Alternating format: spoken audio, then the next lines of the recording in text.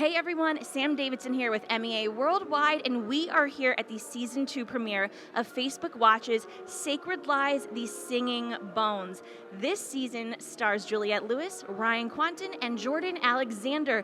It is an amazing anthology series. The second season does not disappoint. Stay tuned for interviews. So I've watched the first 6, and I'm obsessed with this show. Tell me, our audience, about how your character's past really plays into the present of what's going on. Well, my character, she's really rough around the edges, but her traumatic past is what makes her single-mindedly obsessed on giving the dignity back to unnamed murdered victims. And it's really beautiful because she has all these layers to her, and we learn about all the characters throughout each episode, and then all the storylines culminate right around 5, 6, and 7. It's really satisfying, this show, the way Rael Tucker, our creator, set it up, and she ultimately wants people to feel good by the end. So even though it's really dark subject matter, you find hope, and I don't know, it's really special at the end. I'm in love, and I'm in love with you. You are amazing. Thank you. I appreciate that. So, what was this like, having this be your first major role? Was it a huge challenge? In theory, yes, but I just felt like very supported by everyone that I was around and embraced, and so I felt like they believed in me, so I believed in me. And what kind of research did you do about, being in the foster system and also aging out of the foster system? Yeah, absolutely. So I went online and just found people talking about their experience, like real people talking about their specific experience in foster care. I also have a couple of people in my specific life that I reached out to and just kind of asked questions about it and really tried to get a sense of what that system does to you, what not having that support system around you does to you. I was thrilled to see you in this series. What can you tell us about your character and the issues that she goes through? Yeah, so my character, which is really hard to refer to because she doesn't have a name, her and her sister are Jane Does, essentially. So they are missing persons who were never identified, their case was never solved, and Juliette Lewis kind of comes across their bodies in the woods. And then through her investigation and all the unraveling of the season, we come to understand their stories, basically. And it's a really tragic story, but it's also a really beautiful story. It's kind of like a love story not only between 100%, yeah, there's like a triangle, but there's also like a really, really intimate love between sisters, which is really cool, and I feel like not portrayed that often. Yeah, I mean, I don't really know how much more I can say without giving anything away. All right, so tell us about your role on this beautiful, amazing show. I can't say a thing about my role. I'm a spoiler. So even my character's name will give you information that they don't want to be shared. This show is so well written, it's so detailed, and the information trickles out in every episode. And so I can't tell you anything about my character, but I can tell you it gets crazy for my character. I can tell you that the show is so well written, it's so incredible. Our showrunner, creator, writer is just a genius. I can tell you that we had so many wonderful directors. I can tell you that our cast is amazing. Juliette Lewis, Ryan Quanten, introducing Jordan Alexander, just so many wonderful people.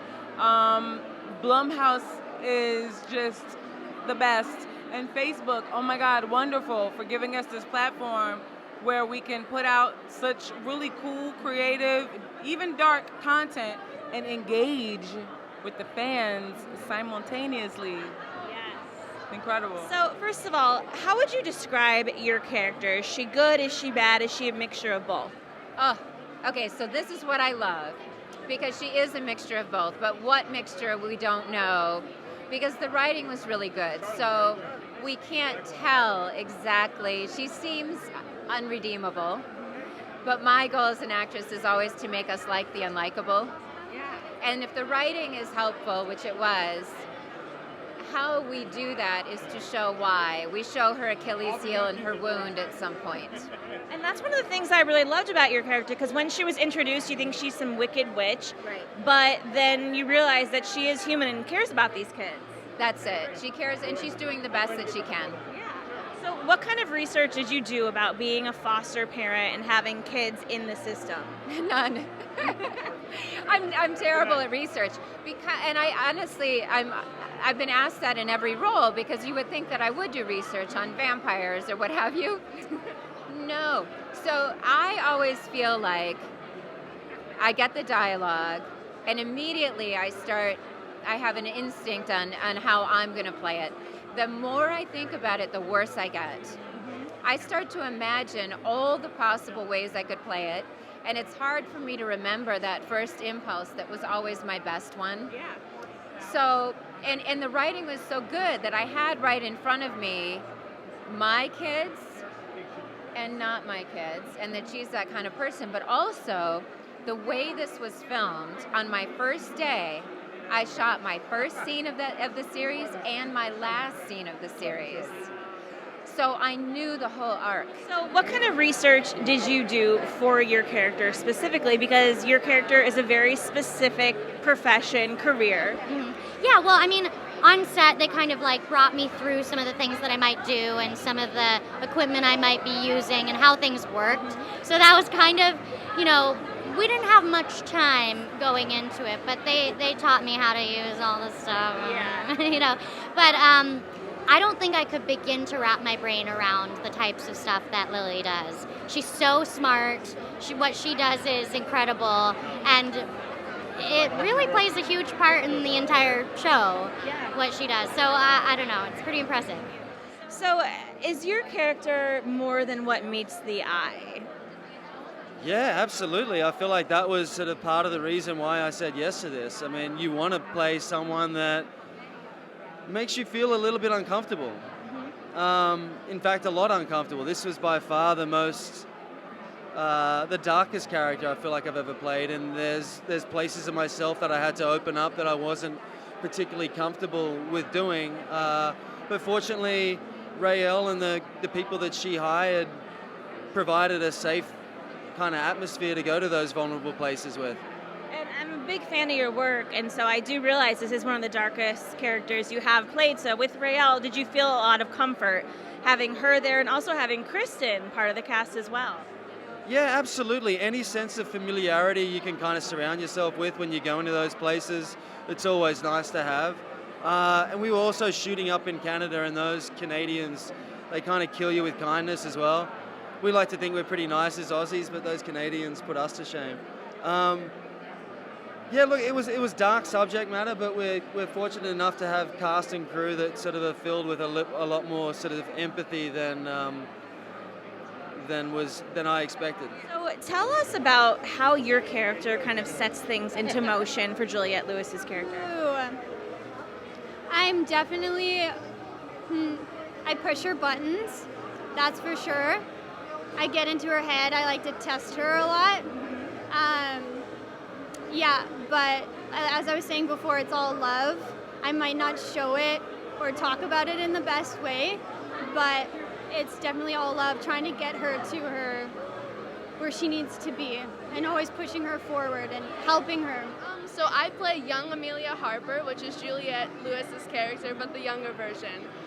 Yeah, so she's a very layered character. She's got a lot of depth to her. She's super, super caring, but she has her guard up constantly. Yeah. And so how did Juliette influence you? I know obviously you weren't doing scenes with her, but did you meet her on set at all? I did get to meet her on set. That definitely helped to see how she was as a person and how she incorporated herself into her character so that I could also do that. Yeah. What made you want to rehire two of the OGs from True Blood?